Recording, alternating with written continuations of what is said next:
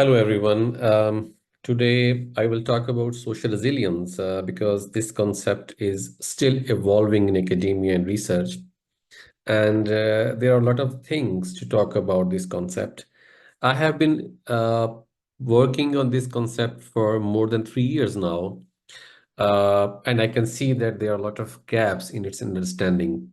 But in today's talk, I am only talking about that what makes it a social construct and why there are interdisciplinary connections that we must consider whenever we are talking about social resilience. So let's begin. Um, Social resilience, before talking about social resilience, let's have a look at the concept of resilience. If we will say that the concept of resilience is a traveling concept, it will not be wrong because it started from material sciences when the resilience was seen as the ability of the material to withstand severe conditions and then going back to their normal state. And that concept then traveled to social sciences, and it was seen as something that is related to our social environment and person-environment interaction. And then also in environmental sciences, it was seen in connection with living sustainably with the nature. So more about person-environment interaction and social and ecological dimensions of our interactions. So in that way, resilience is a concept that we can see as a traveling concept. In psychology, in social sciences and in behavioral sciences, the concept was mostly used in psychology. And in psychology, it started with a perspective that is called trait perspective. Um, and it was seen as something that is innate, that is your characteristics as a person. And you how you respond to adversity, it is something that is in your traits. So it's a very internal or inner ability that how you respond to adversity. And then we see that there are a lot of scales that measure your resilience in terms of your ability or competency to deal with adversity. Later on, it was realized that environmental interaction is very important, how the environment is actually uh, interpreting the concept of resilience. So then the resilience was seen as a departure from individual psychological traits to the environmental risk. So the environmental risk was focused on while describing or defining the resilience. Another progress was made in 80s and 90s when the resilience was seen as a connection between person and environment and individual competence and how the role of environment is actually work in individual performance and competence. Recently, in the 21st century, it was realized that uh, mm, environment and person, when they interact with each other, there is a need of contextualization. So person and environment interaction to define resilience, we need to see how the context work in it. So resilience should be contextualized. Now this is interesting because then it leads to a constructionist perspective on resilience. It means that resilience is a socially and culturally embedded process, so it cannot be generalized or universalized in any ways. So you need a context where you will define the resilience. However, within social sciences, the concept of resilience remains dominated by the psychological theories. And it is a recent development that sociologists or sociology or theories from ecology, they are trying to understand this phenomenon of social resilience. And that actually makes it social resilience. So, a one-liner definition of resilience that is very popular. It is the ability to bounce back while dealing with challenging circumstances and crisis. So it means that most dominant or the prominent definitions of resilience, they frame resilience as an ability of a group, of individual, or anyone that help them to bounce back to something. It means when they have a challenging situation, they deal with it in a way that they can bounce back to their normal condition. So just remember these words. The most common definition of resilience talk about resilience as an ability to bounce back when dealing with the challenge circumstances or crisis. Uh, the good example is that you can see on the websites when you search for the children books, and I have just gone through a book that was very interesting. It says I am resilience, and in this book, children are taught about resilience as an ability to bounce back.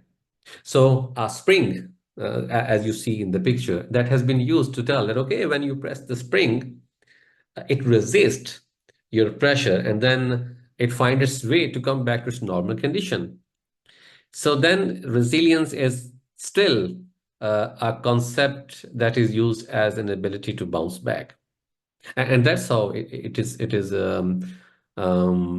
used or it is written in the children books as well. But then it creates a lot of problem, especially for me, who is a little skeptical about this bouncing back. And particularly after COVID-19, I don't see that the world has bounced back to pre-COVID-19 world. So when we are living in post-COVID-19, so considering this bounce back, it creates a lot of question for me. Now, what is the problem with this popular concept, resilience as bouncing back? So I have some concerns and questions that I'm going to share here.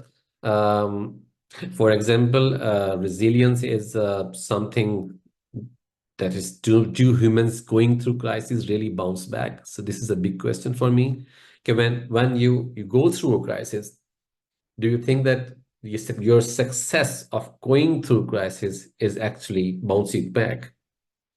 So then, as I said earlier, the post-COVID word, uh, bouncing back. Do you think that in the post-COVID world we are bouncing back or bouncing ahead?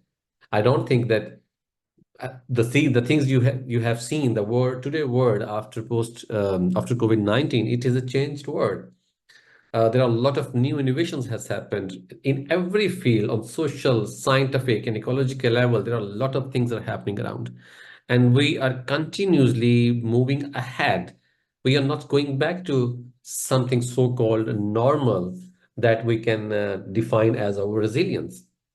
So this is one thing that I am critical about. Second thing is that when resilience is seen as an ability, it also means that you can measure it. And when I say that you can measure it, it means that there are scales that can define if you have this ability or you don't have this ability. Well, at this stage, I am not going into this discussion that you can foster some ability. That is another thing. But when you use resiliency quizzes or scales and you use it on universal level, then actually you define the abilities as being resilient or not resilient. And it's example. Just Google through the studies about writing resilient with anything. For example, resilient teacher. You will find studies about resilient teacher in which scales are used to define or distinguish between resilient and non-resilient teachers. Then you have resilient children. Then you have resilient individuals. So there are studies. So it means that when you say resilience is an ability, then actually you are drawing a line between the people who have this ability and people who don't have this ability. So this is another critical point that I am considering it when defining social resilience. Now, I have seen several definitions of resilience, and actually I have done a content analysis. I will provide some of the references of my studies or my research in the video description.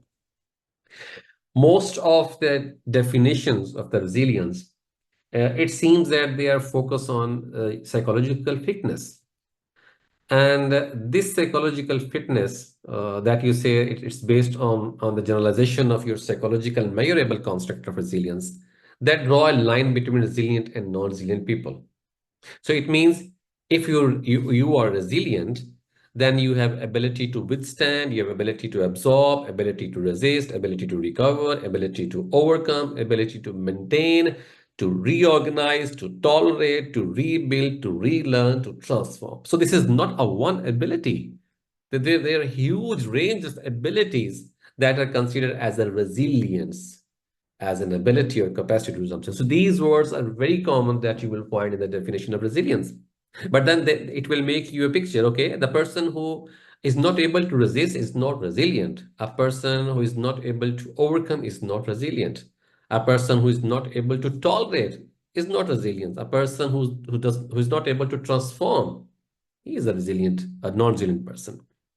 So that's why some of the scholars like Estevao, I mentioned here, they think that this psychological fitness of being resilient, it takes us towards a heroic resilience.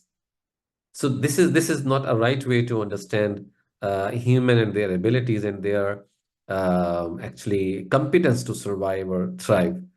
So then they think that this concept of resilience, it ignores the relationships, constraints, and resources between institutions or individuals or social structures and social experiences and practices. And I agree with this Stevo et al. The comments about this, that this heroic resilience does not make sense. Now, moving ahead and going towards social resilience, there are several definitions of social resilience. I have done a scooping review of those definitions, but that article is in press. I will share the link here as soon as it is online available. But if I sum up the definition of different popular authors that you see here, Edgar Catkins, Bob Brist, and Sector Polrak, the social resilience is seen again as a capacity or ability to withstand crisis, right? So it is an ability and capacity to withstand crisis. And you deal with the stress and you take the opportunities that might arise to maintain and increase your well-being. So there are quite a few things in this definition. I have just summarized this definition into this sentence. So social resilience is a capability or capacity or ability to withstand crises and to deal with stress and to take opportunities and to maintain and increase your well-being. This is a very common definition of social resilience. But when I think out of this academic box, and I just go as a layman person, as a normal to tell anyone what is resilience and what is social resilience. So I will say social, okay, it is living together. It means that you make social connections, you make communal relationships. It is about interconnection. It is about support network. Similarly, when I will say resilience, okay, it is about going through something and then getting through something. So you go through some changes and challenges, and then you get through those changes and challenges, and that help them to recover and grow. So this is resilience.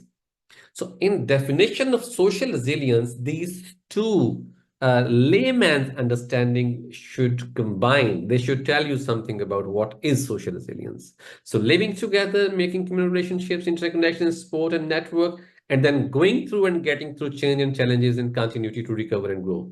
So that makes sense then. The social resilience is something that is related to surviving and thriving together. So we are moving from I to we, but then from we to we-ness, and we-ness is thriving together. And interestingly, if we will put social resilience in this frame of reference, surviving and thriving together, then it will not only take into consideration the well-being at present, but also better well-being in future that we call as well-becoming. So being well at present and being better well in future, when you connect them together, that is called sustainable well-being or sustainable happiness or sustainable social well-being. So that's how I connect well-being and well-becoming together. So then surviving and thriving together, moving from I to we and then we to we-ness, that can make a sense. And these thoughts then help me to understand social resilience in a different way.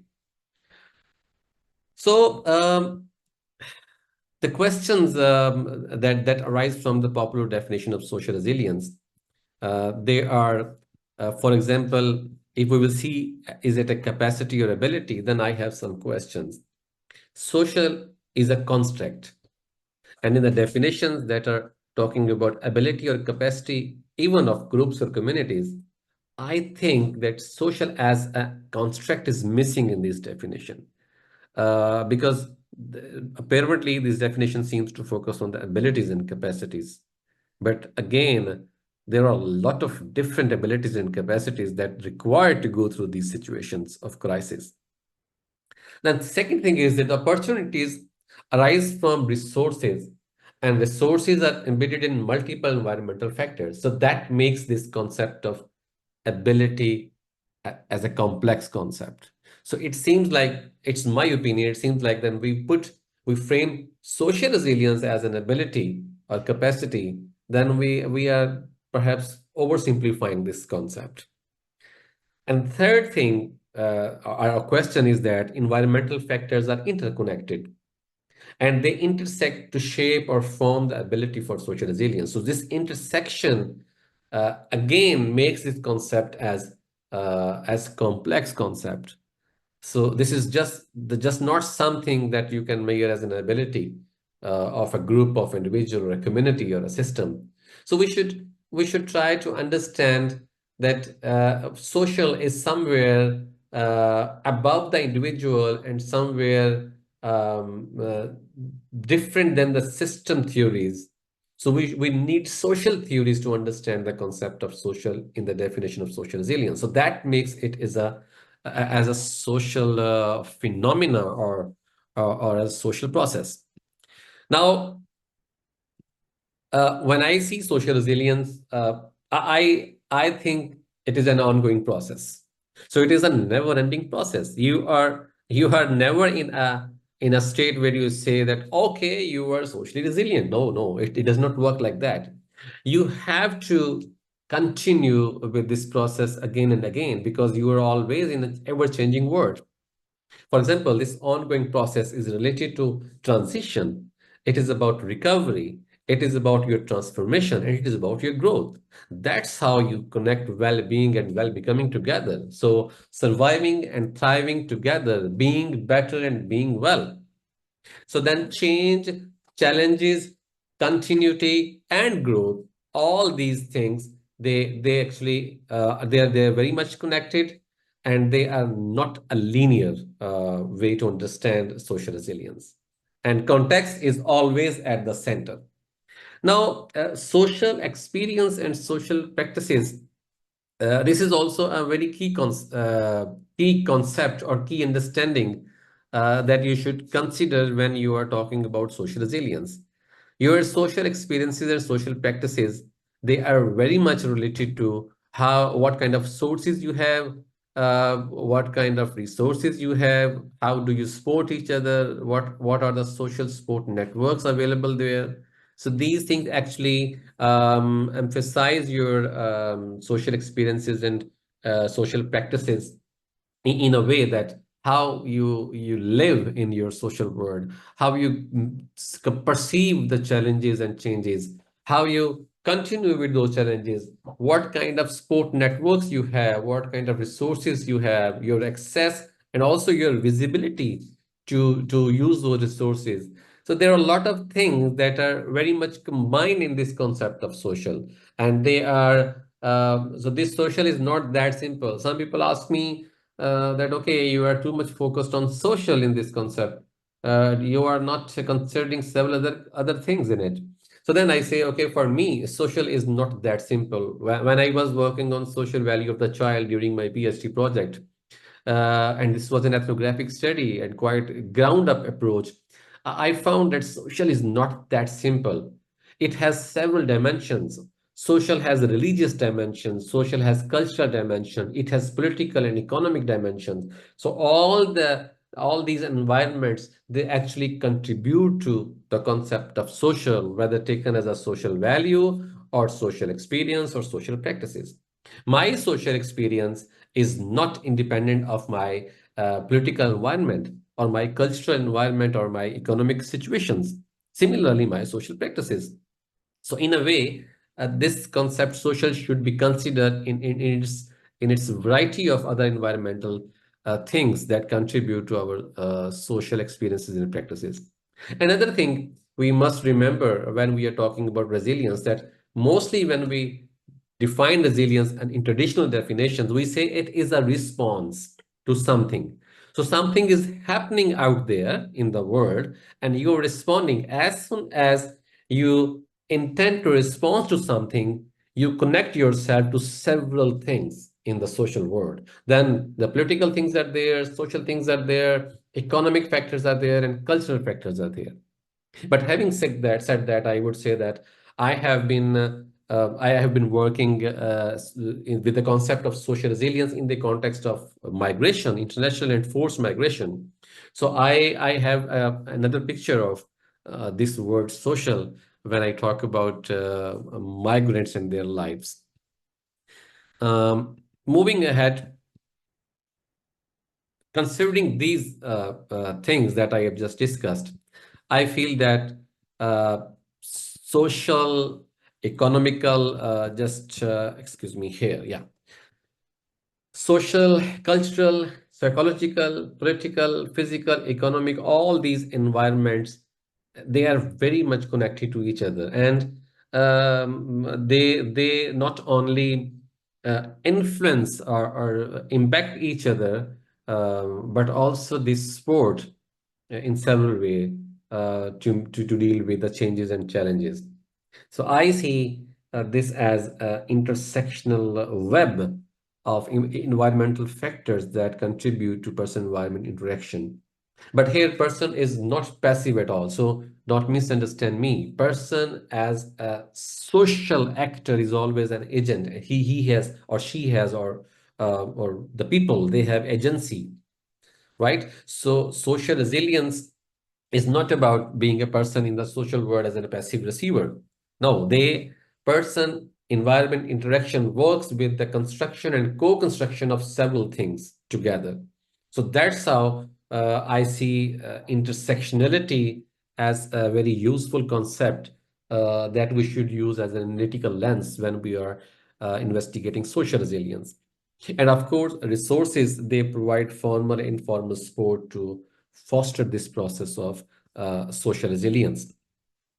So I have just framed this intersectionality or this interconnection in a way that if you think social is related to social network, relationships, access to resources, agency and security. About cultural factors, there is community support, cultural representation, and belongingness. Economic environmental factors, there are access to financial support and resources.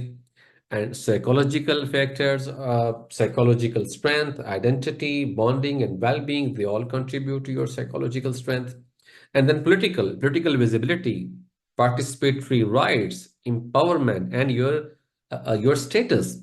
So, for example, in the context of migration, being a migrant in a country, if we want to investigate their social resilience, the migrant social resilience, it of course it includes everyone, all of these environmental factors, but at the same time, these social, cultural, economic, psychological, and political factors, they also contribute to their sense of being and becoming, and their sense of well-being and well-becoming.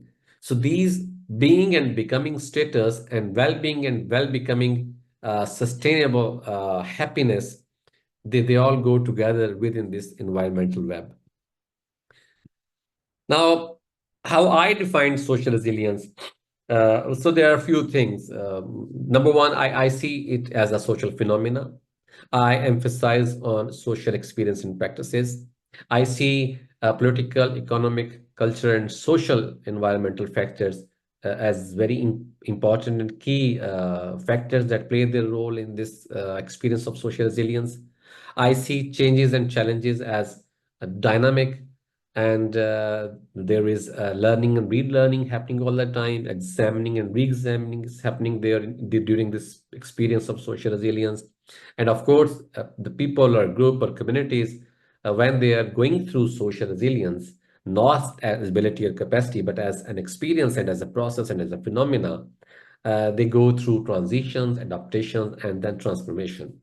So how I define social resilience, well, in the context of migrant lived experiences, social resilience is a social phenomena characterized by vulnerable individuals or groups' social experiences and social practices in the face of political, economic, cultural, and social environmental changes and challenges. So individuals or groups going through this experience of social resilience, they learn to re-examine their lives in new contexts and shape their adaptive and transformational capabilities. So you see, I am not using social resilience as an ability and capacity. I don't restrict it to that oversimplified domain. And also, I don't see it as something bouncing back. We are not coming back to a normal. So there are always something new normal over there. And when we reach there, we see new changes, and that may bring new challenges. So this is a process that continues. But during this process, the people who are going through this process, of course, they learn a lot. They foster their abilities and capacities in several different ways. Um, in a couple of articles that I wrote, I talked about social dimensions of resilience, and then I placed a heavy emphasis on triangulation of theoretical perspectives. So what I see that social capital approach, then a social psychological approach, and then right-based, human right-based approach, they should be considered whenever we talk about social resilience. So there is a need of theoretical triangulations. So this is not that simple to frame as abilities and capacities to withstand or bounce back. So in social capital approach, you have to consider the role of social networks, social relations, and socio-ecological resilience in the process. When talking about social psychological approach, you should consider collective psychosocial resources and resilience. And when talking about human right-based approach, you should consider about access, empowerment, and participation. One thing I would like to say here that when we say human rights, of course, human rights are giving you several things. They are empowering you. They are protecting your rights. They are giving you in the sense of provision, participation, and protection. They are giving you a lot of things. But at the same time, uh, please remember that when you're living in a social world, in multicultural societies, human rights, you will get your human rights in welfare states like Sweden, Denmark, Norway, Finland, or the other welfare states. You will get your human rights through your legal rights. But when you are trying to be a member of the society, though there's another thing that is called membership-based approach or membership-based right. So then you need several other things, how people recognize you, how people recognize diversity, how do the social experience and social practices and social participation work in multicultural societies, what kind of sport network are there. So there are a lot of things that you have to consider. So I would recommend that social resilience, where and how to foster social resilience, you have to look into these social capital, social psychological, and right-based approaches to understand where and how we can foster social resilience. Now, after discussing all these things, I will frame this. It is, after all, an interdisciplinarity that you require to understand social resilience. So you have to think out of those material sciences. You have to think out of those psychological theories, dominations in understanding resilience. You have to think with an interdisciplinary thoughts, And it is time to interconnect, merge the disciplinary boundaries, coming out of box and overcoming disciplinary biases, and to see how several different things are together, creating problems and also giving solution to the problems. And I think COVID-19 is a great example to reflect back on why we need interdisciplinarity to understand everything where you use the word social. I am focusing on social resilience here. Well, I mean, I have written a primer that is available on Amazon.com, and you can just try to look into your Amazon website that works in your country, amazon.co.uk, amazon.eu, whatever. So this is very interesting. This is a very small primer, and with my more than 3 years research, I wrote this primer. Every page has a very interesting picture, clip art that you see here. There are children from different cultural backgrounds sitting together. And then you will see alphabetically, I have organized the words A, B, C till Z. And then I have provided a description of those words. And then also I have provided some interesting quotations. For example, here you see, here is a tip for developing and enjoying togetherness, trust, belief and confidence, integrity, truth and honesty, and parity, equality and justice. So on every page, you will find a very beautiful, meaningful illustration, and then followed by the description of the word that you can say is a characteristic of the process of social resilience, and then a very useful tip, a practical tip. So this book is written for everyone. This is ABC of social resilience. It will help you to enhance social experience and foster social resilience. I would highly recommend it to give it to your children, because it is written in a very layman's language. Everyone can read it and understand it. And of course, it is not a thick book with academic or philosophical literature. It's written in a very simple way, how to live and thrive together. It is a pocket guide for everyone. I hope you will like this book. Thank you very much. If you have questions and comments, you can post here on my YouTube video, or maybe you can visit my website. You can connect me on other forums like Facebook or Twitter or other forums. I am very eager to learn about your experience with my presentation. Thank you very much. I hope I will come up again with some interesting thoughts on social resilience. Thank you.